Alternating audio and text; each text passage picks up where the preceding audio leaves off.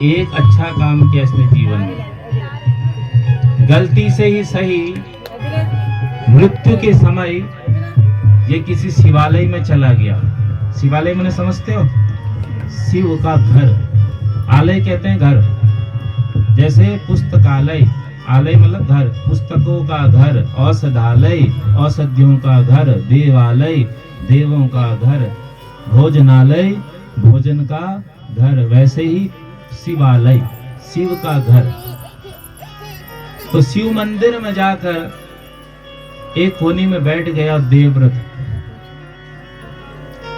क्योंकि शरीर इतना जर्जर हो चुका था, बीमारियों से ग्रसित हो चुका था, हिलडुल भी नहीं पा रहा था, ना कुछ खा रहा था, केवल श्वास चल रही थी। पर अंत तो गत्वा वहीं पर शिव महापुराण की कथा चल रही थी और पंडित जी की बात इसको समझ में आ गई। कथा सुनता रहा, ओम नमः शिवाय का जप करता रहा। और फल क्या हुआ कि यदायं पुरी मध्ये महाकोलाहलोद्भव धर्मराजस्तुतं श्रुत्वा स्वलाया दुरितागमय। जब मृत्यु का समय आया, काले काले यमदूत आए, परंतु उसी समय पार्षद गण भी पहुंच गए, शिवगण, शिव के पार्षद, और भयंकर द्वंद्व हुआ। पार्षदों ने समझाया, अरे तुम शिव नाम की महिमा को नहीं जानते, बड़ी महिमा है शिव नाम की। डरा के सारे यमदूत भाग गए। देवव्रत ने पूरी बात को सुनी, शिवगणों की और यमदूतों की चर्चा को सुनी, तो मन ही मन सोचने लगा कि आज तक जीवन भर इस शरीर के सुख के लिए मैंने कितने गलत काम किए, धिक्कार है मुझे। अपने शरीर से उसको घृणा हो गई। हम भी अपने शरीर से बड़ा प्रेम करते हैं, और विचार किया जाए इस शरीर में कुछ है नहीं, क्या है? अंदर से हड्डी है, मज्जा है, मांस है, और बाहर से सुंदर चमड़े का लेप कर दिया गया बस। जैसे मकान बनता है, अंदर से गारा, मिट्टी, ईंट सब कुछ होता है, और बढ़िया सा प्लास्टर करके बढ़िया सा रंग कर दिया जाता है, कितना सुंदर लगता है। उसी प्रकार हमारे शरीर की स्थिति है कि देहे स्थिमांस रुधिरै अभिमतिं त्यजत्वम्। इस पंचायती धर्मशाले से उसे घृणा हो गई। हम जिस शरीर को अपना मानते हैं, यह हमारा अपना शरीर नहीं है। हम इसको बहुत अपना मानते हैं, ये अपना नहीं है, ये याद रखना हमेशा सब लोग। इस शरीर के लिए हम कितना झूठ बोल जाते हैं, कितना गलत काम कर जाते हैं, परंतु ये अपना शरीर नहीं है। आपने गांव में देखा होगा, पंचायती धर्मशाले बहुत सारे बन रखे हैं। वो पंचायती धर्मशाले में आपको रहने को 1 दिन या 2 दिन का मौका मिल जाए,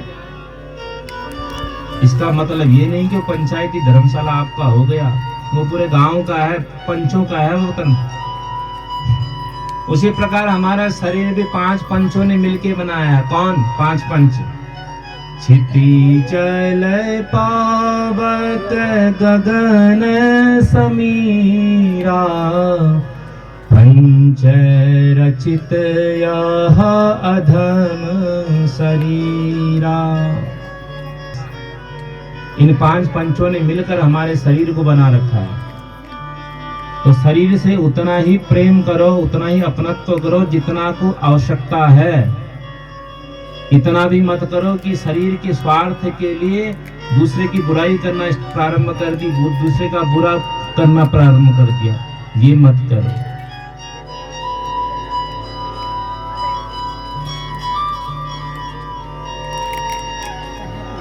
आज आपको प्रारंभ में सुंदर सा भजन सुनाया था ना कि कण कण में बसा है, प्रभु देख रहा है, चाहे पाप करो चाहे पुण्य करो।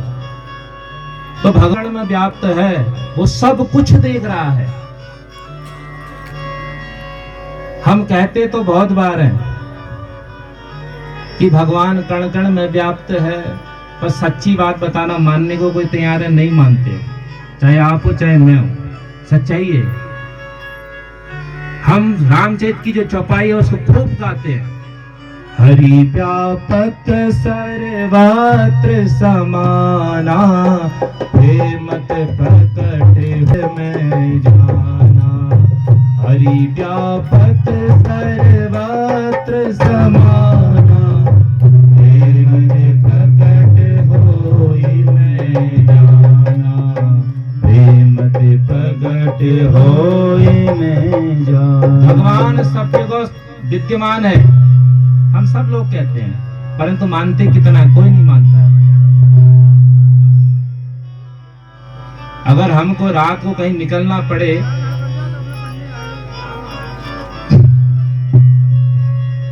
यहां से बागेश्वर पैदल जाना पड़े, रास्ते में घाट मिल जाए और कहीं गलती से हमारा कपड़ा फंस जाता है लकड़ी के खूंट में, हमको सारे, परंतु हम ये भूल जाते हैं कि अगर यहाँ पर भूत होगा तो यहाँ पर भगवान भी तो होगा,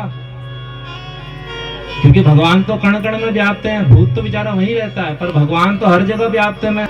तो आज इस देवव्रत को इस शरीर से बड़ी घृणा होने लग गई और संत के चरणों में गिर गया। बोले प्रभु, आज आपकी कृपा से मेरे को जो जीवन भर जितने पाप किए, उन पापों का प्रायश्चित करना है। ज्ञान बहुत अल्प समय में ही होता है, बहुत पढ़ लिख के भी ज्ञान कभी नहीं होता है। देवव्रत जीवन भर गलत कर्म करता रहा, परंतु 11 दिन तक बिना खाए पिए शिव महापुराण की कथा सुनी तो ज्ञान हो गया, संत के चरणों में गिर गया। संत किसे कहते हैं? 6 लक्षण दिए गए शास्त्र में संत के। आप ध्यान देना, ये 6 गुण वाला व्यक्ति जहां मिल जाए उसको अपना लो, और ऐसे गुण वाले ना मिले तो दूरी बना लो।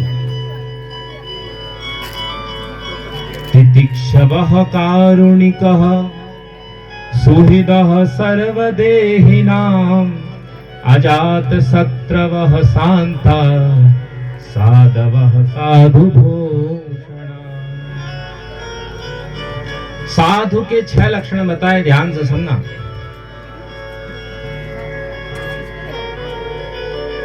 पहला लक्षण है साधु का तितिक्षवः, वो तितिक्षा से रहित होता है, कोई अपेक्षा नहीं करता है कि मेरे को बहुत मान मिले, सम्मान मिले। जैसी परिस्थिति मिल जाए उसमें खुश रहता हो। खूब बढ़िया सा मान सम्मान मिल गया तो उसमें बहुत खुशी नहीं, और बहुत ज्यादा कोई खराब चीज मिल गई, अपमान हो गया तो उसमें दुख नहीं। तितिक्षु होता है, वो आप में भी कोई भी हो सकता है। कारुणिकः, संसार के जितने भी प्राणी हैं उनके प्रति दया भाव रखता है, दूसरा लक्षण। और तीसरा सुहृदः सर्वदेहिनां, जितने भी संसार के लोग हैं उन सबको अपना भाई ही समझता है, उनको अपना पराया नहीं समझता है। क्यों नहीं समझता है? बोले ये संसार में देखा जाए अलग कौन है तो सब उस भगवान परमात्मा के ही संतान। चाहे शरीर से कोई कैसा ही दिख रहा है, परंतु है तो वो भगवान के ही अंश सबको लोग।